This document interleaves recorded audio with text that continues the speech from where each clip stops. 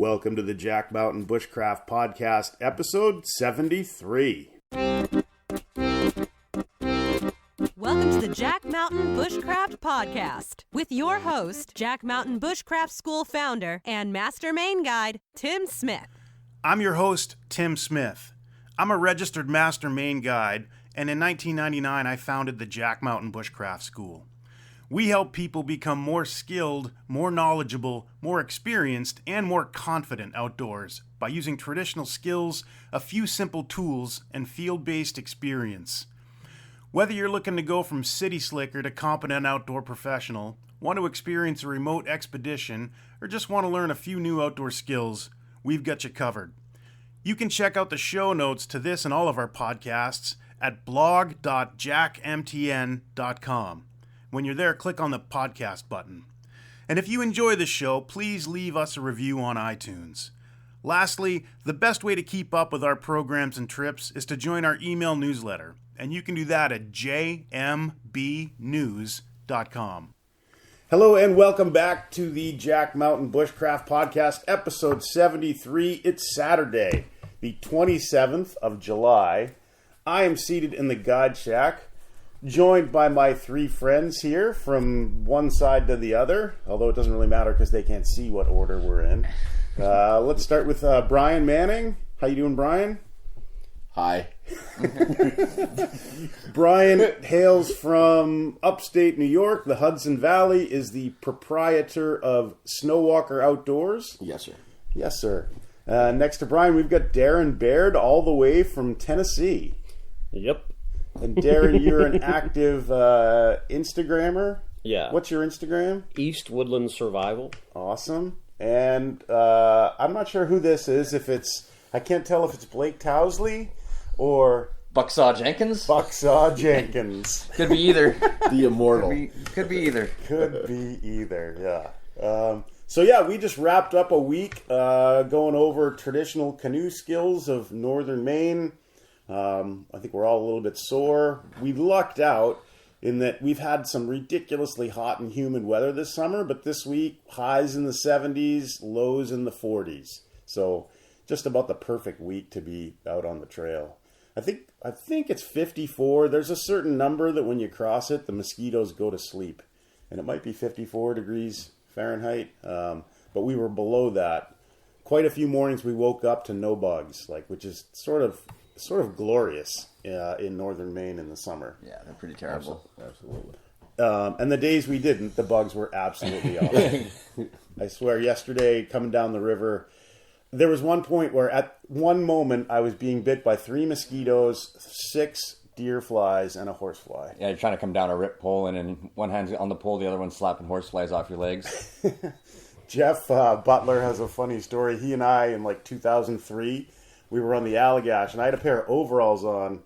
So I'm pulling down, there's a big rip, and the bugs are torturing my legs, right? I had shorts on, so I was going to put on the overalls. So he says, I reach down, I pull the overalls up, and then I realize I'm about to smash into a rock, so I drop the overalls, grab the pole, and he said it happened 3 times. Just, yeah. So thoughts on the week, guys. What do you think about that style of getting around in a canoe? It was different. It was, I had taken a polling class once before, but it was the first time, and it was only an hour-long class. This gave me a more appreciation of the skill, but also showed me where I need to work. Mm-hmm. It's not something, obviously, that you're going to pick up in a relatively short amount of time. You have to practice, just like with everything. Yeah. So I think I'm on record as saying it takes 86 miles to learn how to pull a canoe and 100 to learn how to paddle it.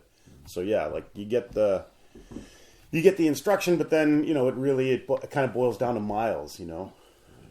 My paddling though did improve definitely over time. Yeah. The knifing J. I mean, just sliding the paddle out, in the water with the slicing motion, it's just so more efficient than picking the paddle up out of the water, putting it back down in, and just leaving it in the water just works a lot better. Yeah, I agree. What do you think, Darrin? I've got work to do. Polling was a little. I think it's trying to get those micro adjustments, because you try to overcorrect and that front end starts flipping around, or it's just a lot more subtle than what I thought it would be. And I think that was a problem that I was having, was trying to get those micro adjustments. Paddling definitely improved. Paddling. I mean, once you get into that rhythm, you're just smooth sailing pretty much. Just keeping that, if you're in the back, just the steerage, just trying to keep that, the front end from going side to side, which is going to be a lot less efficient than keeping it dead on. Yeah, for sure. This was your first canoe trip too, really? Yeah, my first one since I was probably a teenager. I've been a kayaker prior to that, but yeah, first one really in a canoe in a long time.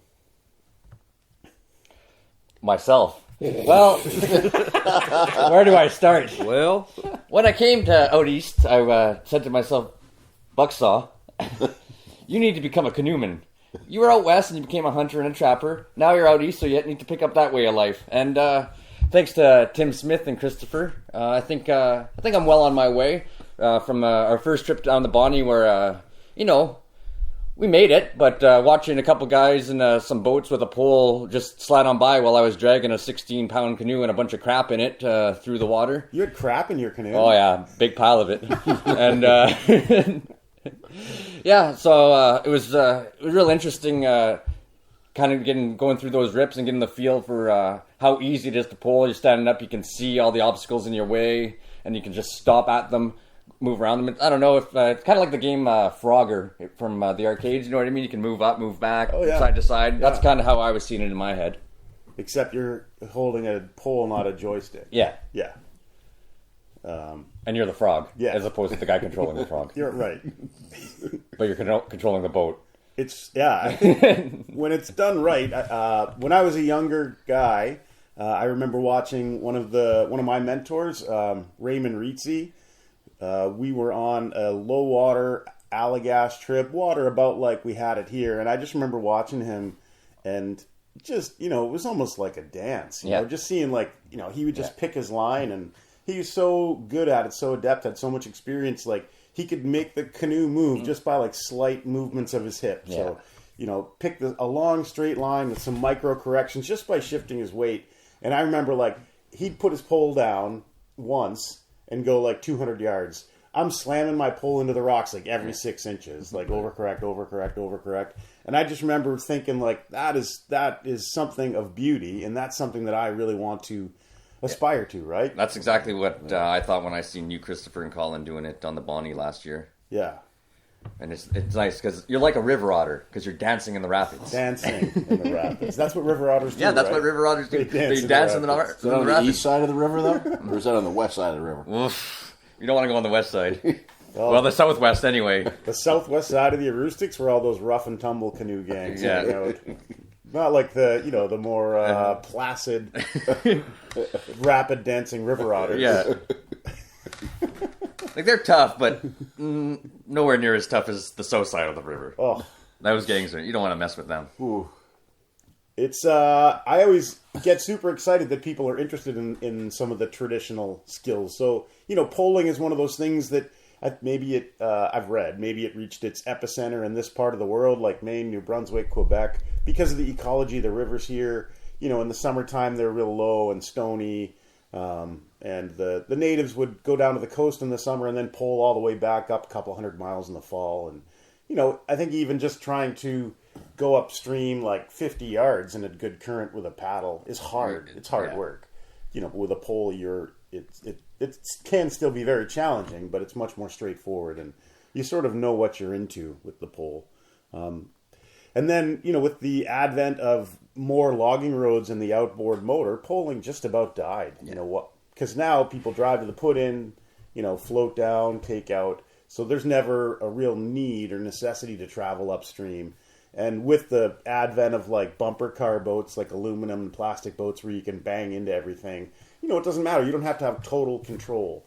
But I've run a lot of miles in my wood canvas boat, and with that, you just can't smash into stuff. It's not. You make the unfortunately you make the joke about the modern rapid, and somebody's in like a plastic bumper car. They hit every rock on the way down, and at the end they raise their paddle over their head and go, woo! But if you're in a wood canvas boat, you can't. Every rock that you hit, that's another hour on shore. You're going to be patching the thing. So the ability to have total control and to stop in the middle of a rapid, there's just something magical about it. Excuse me. And I think, bigger picture, use that as a metaphor as to why just traditional skills matter in the modern world. Like, we didn't have cell coverage the whole trip out there, but conceivably most places that people listen to this and go to recreate, you're plugged into the internet the whole time. You can check anything, and let's double check some guy has a YouTube video on how to pole or something, and but I think that for me personally, and I'm not speaking for you guys, but for me personally, like, hanging on to the traditional skills and making sure that they make it to the next generation, there's something there, and I don't want to get all like Cosmic Cow. Yeah, or I don't want to get too foofy, but there is something about it. You're sort of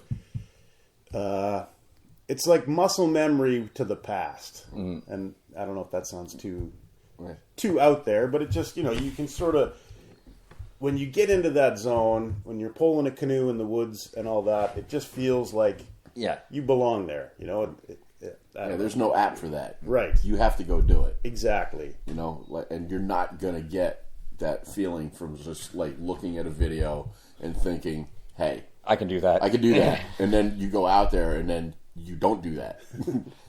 But you don't do that very poorly.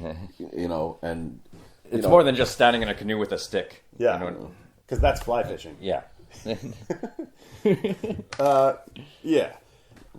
And I think there's huge kudos to you guys for getting out and doing it. We live in this modern world where we all want to, if you're engaged in these sort of traditional outdoor pastimes, it seems like for a lot of people it's to go car camping somewhere and, sit around and talk about knives, and to actually get out and do those traditional skills, to just get mauled by bugs. Yeah, you're getting killed by bugs. It's hot. You're banging into rocks and smashing your shins on the floors. Just the tax you pay for being in the outdoors. Right.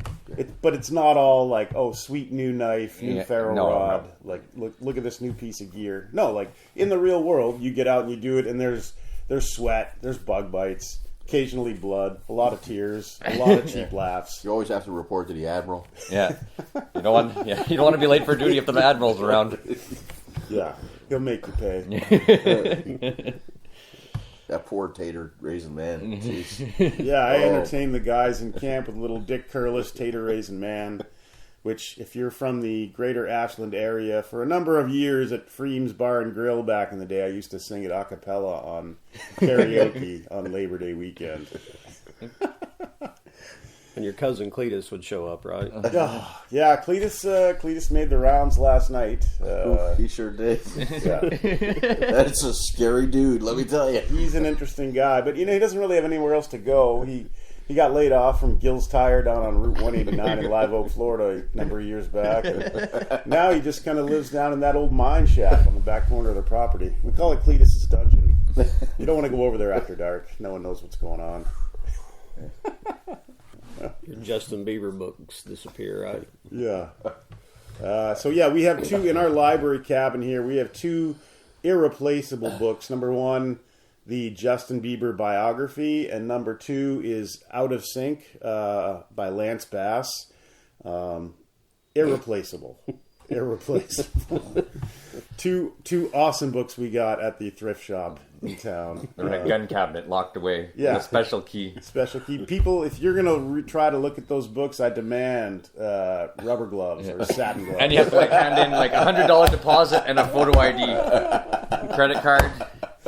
Exactly. You're talking about the traditional stuff. There were several times just floating down the river, just kind of imagining what it was like 200 years ago, 400 years ago, first people to come through this area, and then even thinking back traditional, the natives floating down through there and poling up, and just kind of gives you a lot of awe, in the area. Oh, you did. it was their highway. Right. It was their highway. It was their trade routes and everything else. So it was, you take a look at like Route 95 going through Maine, but the rivers were their routes. That was their highways. Definitely. So you try to equate it, and like you said, you're trying to keep these skills alive. I mean, I'm trying to introduce my grandson, who's 5 now, into these skills because I don't want him to be wrapped up in playing electronics his entire, childhood. Mm-hmm. He should be outside. He should be getting dirty. There's no reason for him to be, playing on a laptop or an iPad for hours at a time. Yeah. You say, you're talking about the the rivers were the highways. The Aroostook River that we are on, the headwaters of it, there were 2 big sources of knappable stone in northern Maine that the natives used. One was at the very headwaters of the Aroostook by Munsungan Lake, Munsungan Ridge. They have a whole bunch of pits that they've dug up so the natives would mine this stone and then take it downriver and disperse it all over the place. The other being Canoe Island in the middle of Moosehead Lake, a huge exposed cliff where they would go out in their boats and load the stone in. But the friend of mine, Bernie Howes, who lives in Ashland, grew up here, is the curator of the Ashland Logging Museum. He has a long-running, lifelong habit of, in the spring, he'll go and walk the side of the river along the gravel bars looking for arrowheads, atlatl points, things like that. And a while back, he told me he found a very arrowhead made out of very particular looking stone. So he researched that stone, and apparently it only only comes from one location, and that location is coastal northern Labrador. So you think that, how did that thing get here? And you think, there must have been these vast trade routes. That's a long way from here, right? But it's not too hard for us to get to the St. Lawrence, like down the Aroostook, up the Little Machias, carry into Portage Lake, down the Fish River to the St. John, up the St. John, up the St. Francis, over into the Wolf River, and then we're down, so from here to the St. Lawrence, maybe 3 miles of overland travel. And then from there, you could hug the North Shore of the St. Lawrence all the way up onto the coastal Labrador. But you think about these just massively huge trade routes, and we tend to not think of that, right? I mean, when I was a kid and they were talking about native peoples, they said if it was, the Pilgrims showed up in 1620, and in 1619 everybody's living in caves and banging 2 bones together, wearing like a leopard print singlet. And the North American leopard, long extinct. I mean, it just flat out wasn't the case, right? Like, very sophisticated people, huge trade routes, amazing seagoing vessels. But yeah, the rivers were the trade routes, and all you have to do is try to walk through the woods here, and you're like, this is awful. Is there any other way to move all this stuff? And and that the beauty of the canoe, a bigger canoe like the ones we have, a bigger freight canoe, one guy with a bit of skill can move 1,000 pounds of stuff, right? So for 3 seasons, that's how you can move your stuff. And then in the wintertime on a toboggan, one guy should be able to haul his own weight. So much less capacity in the winter, but still pretty significant compared to putting a pack on your back and wandering through the woods, right? If only because maybe you get stuck in like a 60-mile long swamp, and that's awful. Breeding ground of the rare, elusive northern mosquito. Not too rare in these parts, though. Not too rare at all. Yeah, not this week. Seems like the horseflies were worse, though. They were bad yesterday. They were definitely bad yesterday when we were practicing. Yeah, going up on that rip, they were hellacious. Well, we had a graveyard in the canoe. Corpses. All my corpses were in the canoe. And they're so not deterred, right? Like no. If I went somewhere, like if I went to the bar in town to get a beer and some chicken wings, and there's 900 dead human bodies on the floor, maybe I won't go there. But horseflies, they don't care. Even if someone's like smacked you around a little bit, you're just like, I'm going back. Yeah, I'm going back. Going back. We're recording. Come on in. Someday I'm going to write that book, The Many Seasons of Insects in Northern Maine, right? Because you get to start with the black flies, and then the no-seams come out, and then the mosquitoes, and now we're right into horsefly, deerfly season. And it's pretty glorious, I miss those guys. You don't see them all winter. You're out in a winter camp, and you're like, what would make this more homey is that there was 800 horseflies buzzing around. I think, the reason that I don't think they're really affected by the cold because they're pretty rugged. But I think in the wintertime when we're wearing all those layers, they're like, oh, I can't get anything to eat here. Let's just stay in bed. I thought they flew down south. Do they? I think they migrate? so. Yeah. That would be the be great something. horsefly Migration of the migration. horsefly. Yeah. I see like a old school Discovery Channel documentary about it. Like some guy gets one of those powered hang gliders and flies. Yeah, like a horse flies. exactly. One has a broken wing, then he raises it, raises a whole litter, then they fly next to him. Yeah, that'd be great. I named him Buzzy. And we fixed his wing.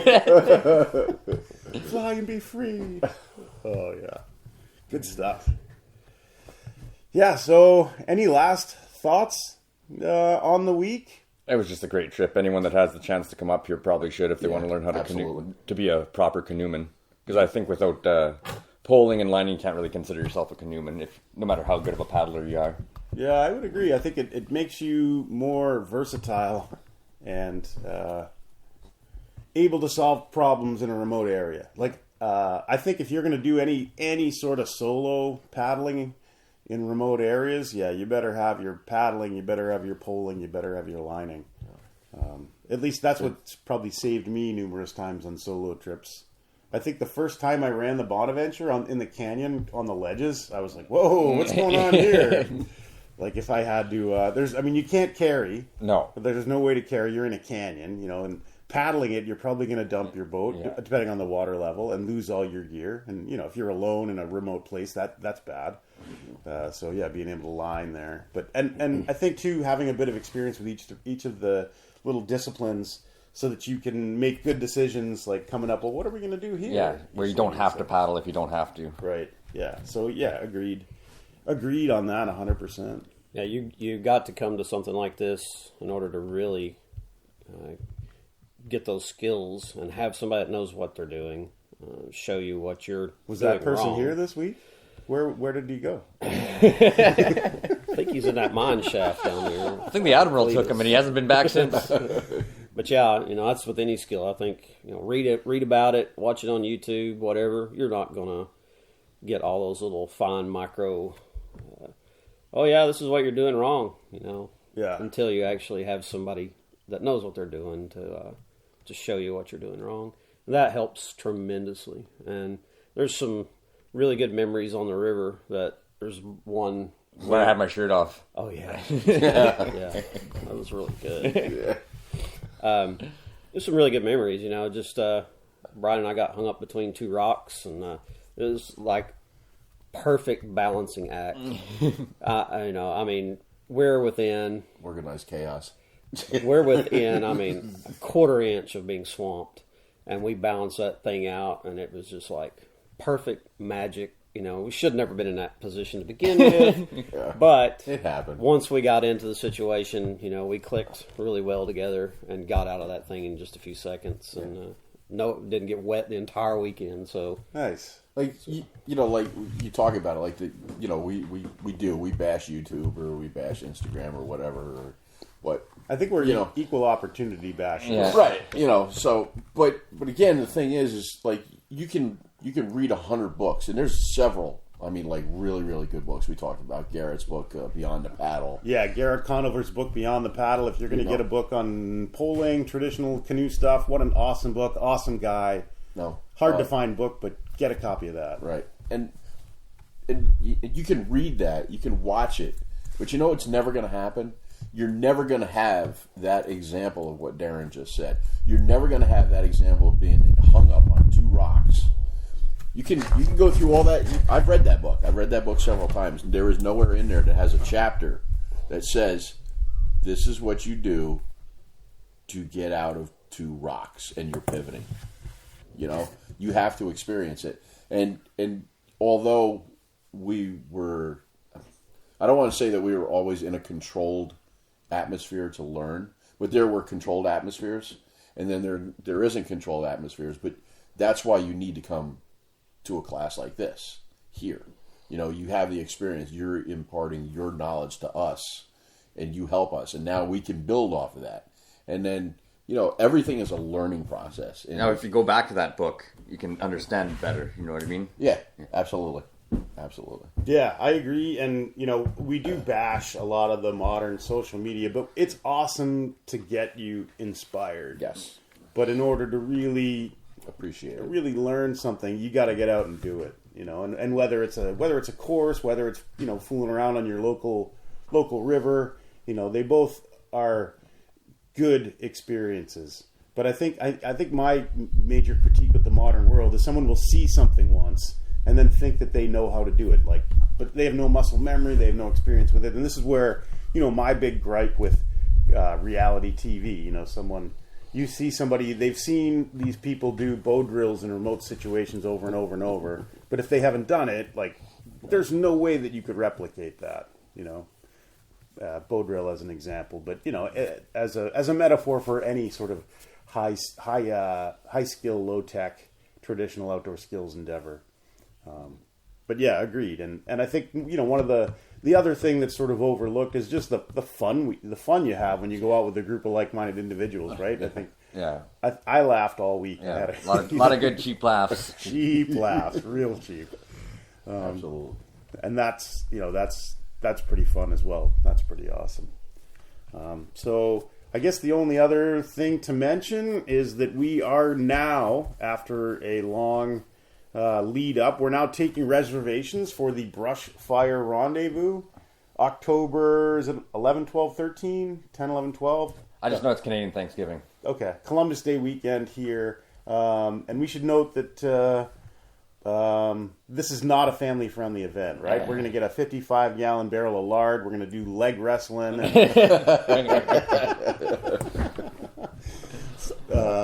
Yeah, so if you're interested in traditional skills and meeting like-minded individuals. Yeah, and having a few good cheap laughs around the fire, that's sort of the goal of what we're doing. It won't be a big, every minute is organized course, but the idea is if somebody comes up and say there's a young person really interested in poling a canoe, we'll throw a boat in the river and fart around with that for an hour, or making a bow drill fire, or all those things. But it won't be organized classes, so to speak, but just a lot of people interested in similar things, spending some time together in the woods, and lots of cheap laughs. Yeah.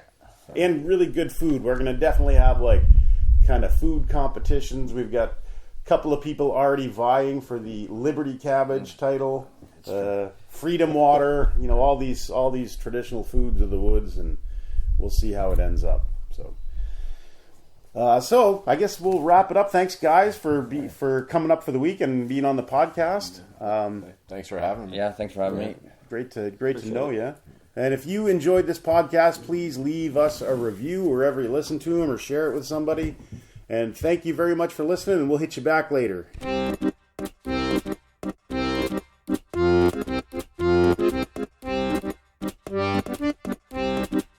You have been listening to the Jack Mountain Bushcraft podcast. For more information on our professional wilderness guide training programs that are college accredited and GI Bill approved, visit us on the web at jackmtn.com.